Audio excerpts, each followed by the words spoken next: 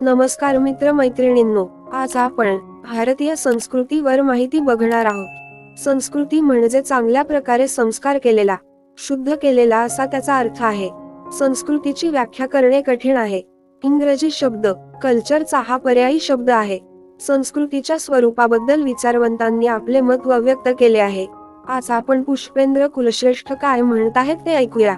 आपल्याला जर ही माहिती आवडली तर आपल्या व्हिडिओला लाईक आणि शेअर करा आणि न विसरता आपल्या चॅनेलला सबस्क्राइब करा. धन्यवाद. मैं चाहता हूं कि 70 साल तक जिस तरीके से देश की राजनीति चली कि कुछ लोगों ने अपनी पोजीशनिंग करके जायज नाजायज काम करवाए सत्ता से, हमने तो इनसे सिर्फ जायज काम करने के लिए कहा है.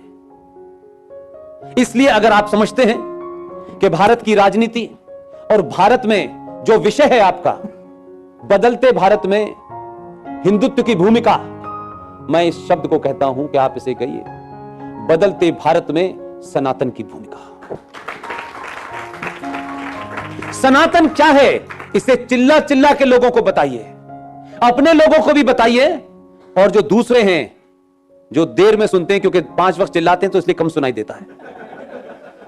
परसों सोलर एक्लिप्स था रवि भाई, कल था. यस, इसकी क्या महत्वता है, क्या है ये? आपने प्रधानमंत्री की एक तस्वीर देखी, पहली बार देख रहे कि प्रधानमंत्री सूर्य ग्रहण को भी देख रहा है और इस देश को ग्रहण लगने से भी बचा रहा है. लेकिन उसकी सनातन वैल्यू क्या है? जिस समय ये आता है और सूरज छुप जाता है, हमारे सनातन में सिले कपड़े पहनने की परंपरा नहीं थी. और एक जॉन की नाम का एक राइटर है, उसने एक पूरा एपिसोड इस पे लिखा है.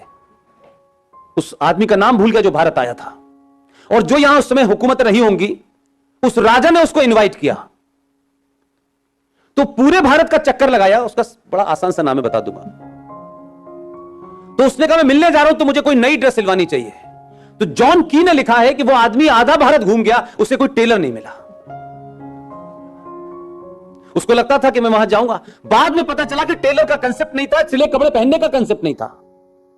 और उसके पीछे की साइंस क्या है कि ये जो कल हुआ है, जितनी देर के लिए सूरज के सामने वो आता है, सिले कपड़े में जहां सिलाई होती है, सिले हुए कपड़े में जहां सिलाई होती है, वहां सबसे ज्यादा बैक्टीरिया रुक जाते हैं.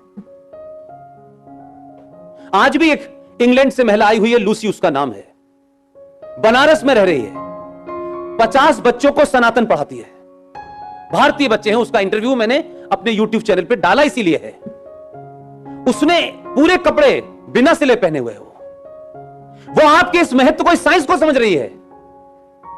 सनातन किसी पूजा पद्धति का तरीका नहीं है. सनातन साक्षात साइंस है, ज्ञान है, विज्ञान है. सनातन में यह नहीं कहा है कि अगर आप ऐसा नहीं करेंगे तो ऐसा हो जाएगा, नहीं. लेकिन सनातन इतना कॉम्प्लेक्स था, जब उसको आगे बढ़ाना था तो लोगों को कैसे समझाया जाए, कैसे उसको जोड़ा जाए. क्योंकि हमारे यहां हर बात को अगर फेथ से जोड़ दोगे तो लोग जल्दी मान जाते हैं. अगर बच्चे से ये कहो कि दूध नहीं पिएगा तो भौंबा आ जाएगा, तो वो दूध पी लेता है, ठीक है ना. और अगर हम ये कहें कि पीपल के पेड़ के पे इस पे पूजा करते रहना, नहीं करोगे इस पे भगवान का वास होता है, नाराज हो जाएंगे, अच्छा वर नहीं मिलेगा, तो बेचारी हर औरत एक बार लोटा चढ़ाने जाती है उस पे. कहा कि गंगा को पूजना, गंगा खुश हो जाएगी तो घर में खुशहाली आ जाएगी. यह फेथ से इसलिए जोड़ा जाता है क्योंकि हम साइंस को कन्वे नहीं कर पाते. क्या आप 5 साल के बच्चे को बताते हैं कि कार्बन डाइऑक्साइड क्या होती है, ऑक्सीजन क्या होती है? नहीं बताते ना. क्या आप बताते हैं कि ये जो आग जल रही है इससे जल जाओगे तुम? नहीं बताते ना.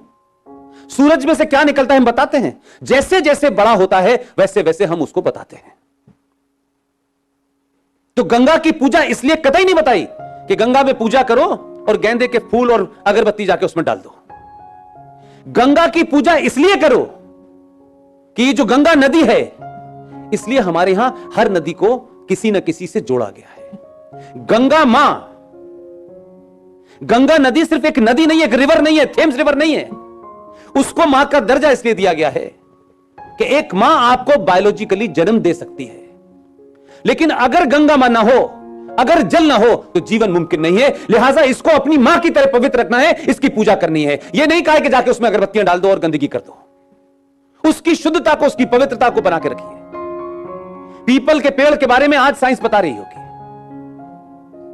हमने उसे पूजा से इसलिए जोड़ा, उसमें जाके लोटा चढ़ाना, और अब तो आपने ऐसे हाल कर दिया है कि लोग उसमें डोरा बांध बांध के, घी चढ़ा चढ़ा के, लड्डू ऐसा लगाते हैं उसमें कि जैसे पीपल भूखा लड्डू कहीं को, और चींटियां लग के वो पूरा तना खराब हो जाता है। हम किसी की बेसिक साइंस को नहीं समझे, हमने उस मर्म को पकड़ लिया। उसका सिर्फ इतना ही पर्पस था कि कैसे आप ये समझें कि धरती पे ये एकमात्र पेड़ है जो 24 घंटे ऑक्सीजन देता है।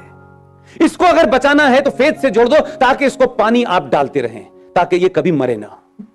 हमने उसको फेथ से ऐसा जोड़ा कि जो उसकी उम्र थी उससे पहले उसे मार दिया। आप सूरज की पूजा क्यों करते हैं? आप कन्याकुमारी से लेकर के आप कामाख्या तक चले जाएं, पूरे देश भर में आप इधर से उधर चले जाएं, कैसे भी मंत्रोच्चारण होते हो, लेकिन हर मंदिर के अंदर आपको लोटा तांबे का क्यों मिलता है? और नहीं मिल रहा था क्या? तांबे के लोटे की महत्वता इतनी है कि बेचारी माधुरी दीक्षित डबल रोल में बता रही है आजकल। तब आपकी समझ में आ रहा है कि तांबे का मतलब क्या होता है। हमारे यहां सदियों से सबको पता था कि तांबे के लोटे के अंदर पानी रखने से शुद्ध हो जाता है, उसकी जो खराबियां होती हैं वो मर जाती हैं। इसीलिए उस लोटे के अंदर तुलसी का पत्ता डाला जाता है, जिसे आप चरणामृत कहते हैं। इसीलिए पुजारी के मंदिर में जब भी जाएंगे आपको एक चम्मच दे देगा, आपको शुद्ध पानी मिलेगा। और तुलसी का पौधा इसलिए नहीं पूजा जाता कि भगवान ने लगाया था, हमने जोड़ दिया है। तुलसी का पौधा साइंस है, हमारी नानी दादी आज भी इस्तेमाल करती हैं। आप साक्षात इस ब्रह्मांड के हिस्से हैं। आप कहां घंटा बजाते हैं, कौन सा मंत्र पढ़ते हैं, यह बहुत बात की बात है, यह बहुत लेटर स्टेज की बात है। इसीलिए हमारे आज भी कहा जाता है मृत्यु हो जाने के बाद कि हमने उन्हें पंचतंत्र में विलीन कर दिया। वही 5 तत्व जिससे उनका जीवन था उसमें उनको हमने मिला दिया।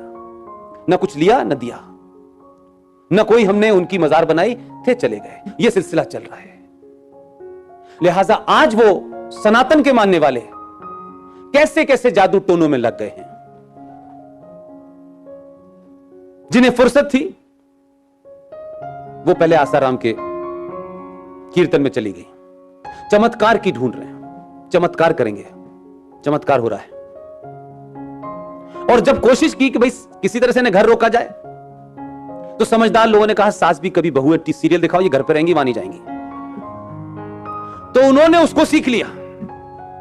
उसमें भी जो मर्म था वो नहीं सीखा, ये सीखा कि 24 घंटे में तैयार रहना है नई साड़ी पहन के, और जितनी कॉन्स्पिरेसी होती है सब करनी है, सास के खिलाफ, बहू के खिलाफ, बेटी के खिलाफ, सारे हमने ऐसे चरित्र सीख लिए।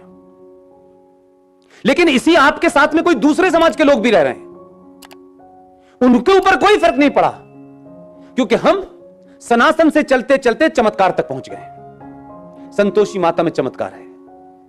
अब अभी शुरू हुए कुछ दिन पहले चांद मियां मंदिरों में आ गए। हमारे यहां तो व्यक्ति की पूजा नहीं होती, लेकिन हमने तो ऐसा सौदा किया है कि चांद मियां को साईं मियां बाबा बना के पूजे जा रहे हैं। जगह जगह पूजा हो रहा है, करोड़ों का चढ़ावा चल रहा है।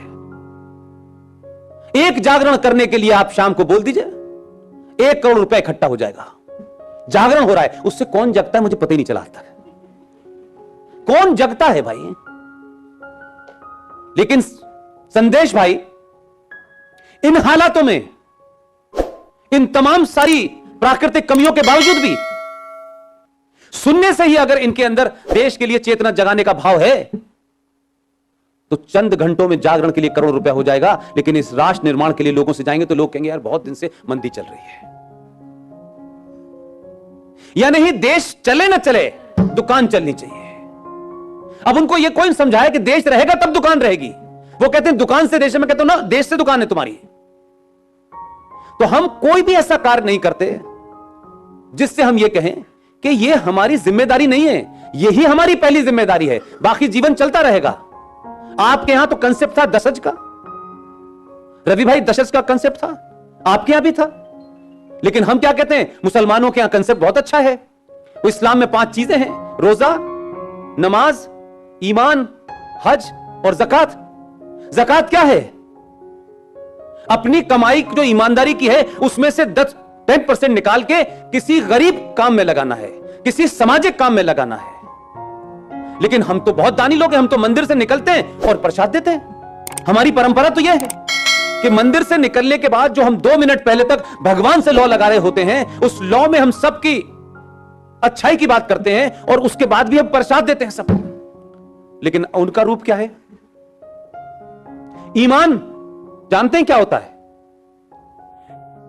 एक जो उनका अल्लाह है उसके ऊपर लाना, उसके अलावा किसी के बारे में नहीं सोचना। और नियत बांधना जानते हैं क्या होता है? नमाज पढ़ने के लिए नियत बांधी जाती है। नियत बांधने का मतलब होता है कि जब आप नमाज परफॉर्म करने जाएं और वजू करने के बाद जब अपने हाथ आप ऐसे बांधें, उस सेकंड पूरी दुनिया से डिस्कनेक्ट कीजिए अपने आप को और सिर्फ अल्लाह के बारे में सोचिए। उसे कहते हैं ईमान।